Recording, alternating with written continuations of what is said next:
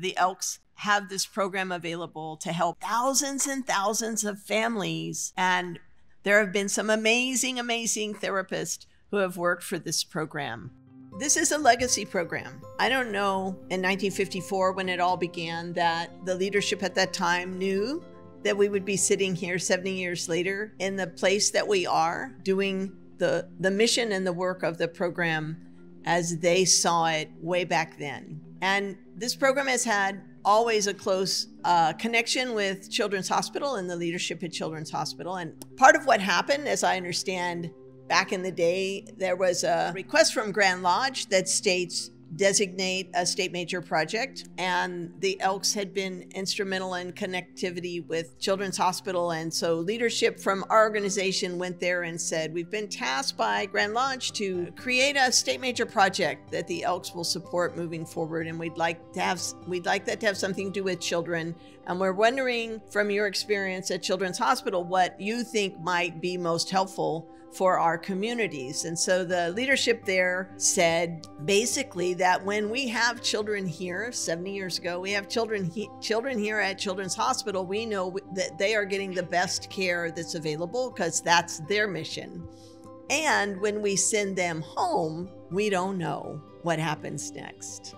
So if you all could step up to a more rehab kind of model where you could go to homes and see children and provide that support for them, that would be a great gift to your communities and to the kids across the state of Washington. And so that's really kind of, I think, how the whole idea came together. Now you have to remember, back in 1954, I believe that was the year that the Salk vaccine was finally created for polio. There have been people in this audience that are post-polio survivors. And so back in the day, many of the children who needed help were often children who had physical challenges due to polio, due to prematurity, due to our lack of medical knowledge about how to help those preemie babies move forward in life without having major disabilities.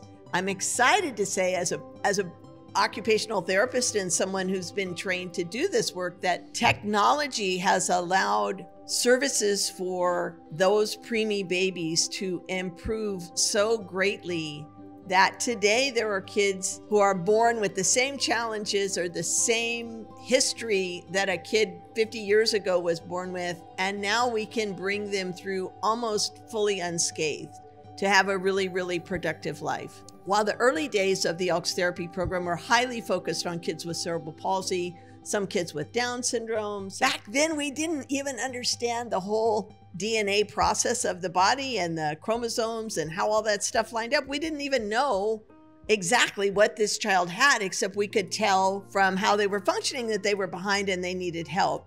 Today, you can sequence those genetic codes, and they've got a million more versions of descriptions, and we are discovering every year more versions of different ways that the DNA gets sequenced and creates different kinds of challenges for kids and families. And they're keeping data on all that information. And at the same time, the children with needs are often different than they were 70 years ago. More and more, we're seeing children with challenges regarding sensory issues and sensory processing issues. We're seeing more and more children who are autistic, and we're identifying adults who are autistic who were never diagnosed as autistic. So that's an interesting and curious thing to me, that over time, I hope I live long enough to figure out why there's so much autism in the world and how it happens and what we can do, just as we've done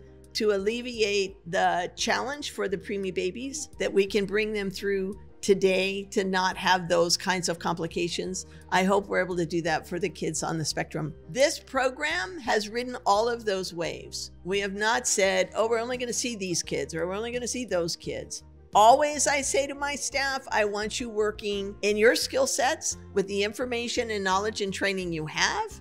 If you have a referral for a child who has a concern and an issue that you don't feel confident treating, then we need to find somebody else who can do that, right? We are all generalists as Elks therapists. We pick up as many different diagnoses and issues as we can. At the same time, we need to be sure that we're using the skills and knowledge base that we have to move forward with the services that we provide to children. Sometimes families call us and say, my child has a 1 in 5 million diagnosis.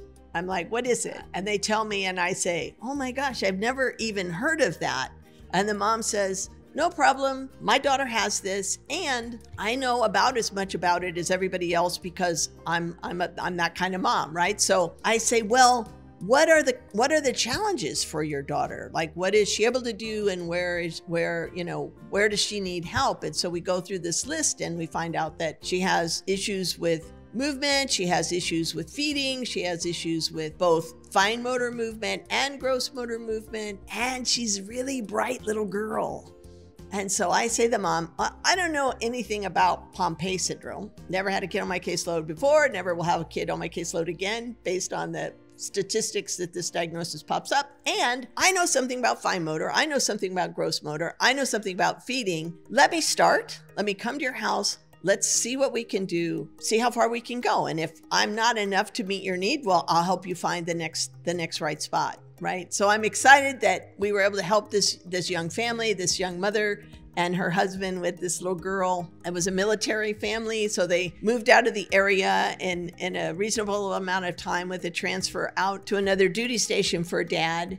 And in that window of time, this is the little girl that we built the magic little mobility device for out of a foam off-the-shelf bumbo seat, these little positioning devices for kids that we put on a cutting board and put casters on it and added 12-inch wheels to the side. George Pritchard helped build this thing. The mom found it and said, can you build this? And I said, no, but I know an elk who could do this, right? We built this device for her.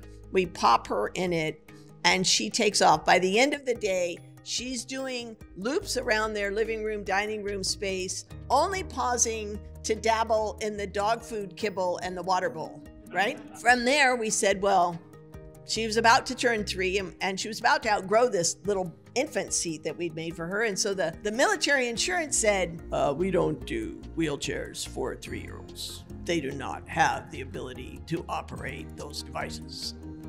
And I said, okay, what if I show you a video of this little girl in the device we created for her?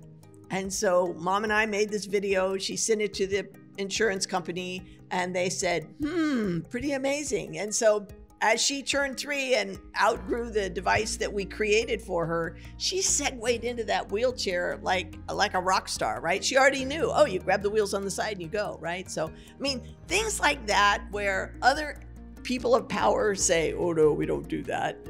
The Elks can do that, right? We find ways to step up to the challenge, to meet kids where they are. I made an ask in the meeting the other day about, I need somebody who can build me something, right? Today I already have the business card of the Elk who's going to step up and build this thing that this therapist called me about last week and said, I need something that will help this kiddo on my caseload be able to stand at the kitchen sink and help wash dishes and work at the kitchen counter with his mom. And he's just not tall enough to do it. And so, we've got somebody who's going to do that for us. This organization always has stepped up to support their community, not only with the therapy program, but across the board. I'm so proud of what this organization does holistically, and I'm most especially thrilled and proud of what this organization has done for kids with challenges and their families to help them close the gap, to help them find hope, to help them be part of their community, and to give them opportunities to thrive and live their best life. And sometimes for families who do have insurance, they get 20 visits to cover occupational, physical, and speech therapy for their child for the year. Well, guess what? If you saw a therapist every week or even every other week, you would blow through those visits pretty quickly. If you needed all 3 disciplines, and some kids do, you would blow through those visits even faster. So we can offload the occupational therapy version of it or the physical therapy version, depending on which therapist we have living in the unit, and they can use the funds they have to access the other pieces that they need. So, and if they move around the state, we're able to say, oh, we have a therapist who's over there and that. Oh, you're moving to Vancouver? Let me connect you with Steph. Oh, you're going to Spokane? Let me line you up with Lila, right? So that's another flexibility piece that we are able to offer, as well as the opportunity to really support kids in the foster care system.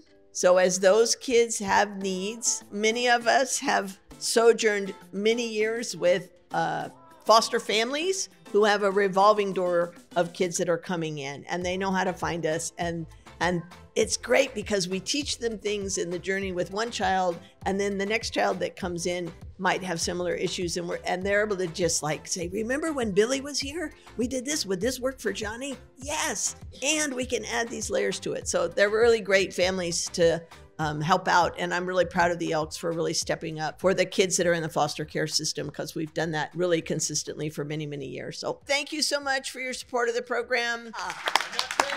And I'm most especially thrilled and proud of what this organization has done for kids with challenges and their families, to help them close the gap, to help them find hope, to help them be part of their community, and to give them opportunities to thrive and live their best life.